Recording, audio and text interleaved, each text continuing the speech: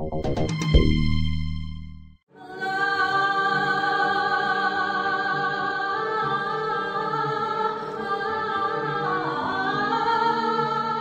was through music that Ingrid found Islam. In this Sufi chant, she calls on Allah, the Arabic name for God. It's a typical Sufi practice. A mystical branch of Islam, Sufism aims for communion with God through the surrender of self, meditation, even ecstasy. Music and dance are a key part of that, as seen at this Sufi festival in Fez, central Morocco. The public sees it as a concert, but actually these are invocations happening right in front of their eyes.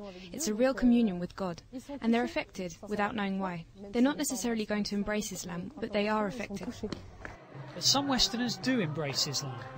There are no statistics on how many convert, but it's in the hundreds, and it's often Sufism that attracts them.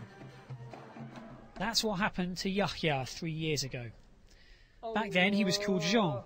When he converted, he found not just a new faith, but a whole new civilization. For me, it was more about discovering the richness of Islam, its quality on so many levels, scientific, literary, artistic, and that's very important for our society.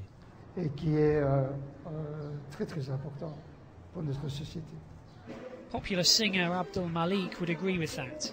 He's been coming to this festival since it started 3 years ago, performing slam, a kind of urban poetry, which for him expresses key Sufi values. In the end, it's about the best things you can do to make the world a better place, and to improve yourself too, to understand that we all need each other, to understand that ultimately we're like fingers on a hand, different but all on the same hand, and Sufism has answers. Love, tolerance and peace. Those are the words used again and again by those who have turned to Sufism, and it may help paint a different picture of Islam from that usually seen in the news. Sur le pétrole, je crois, il y a un jeune noir qui pleure un rêve.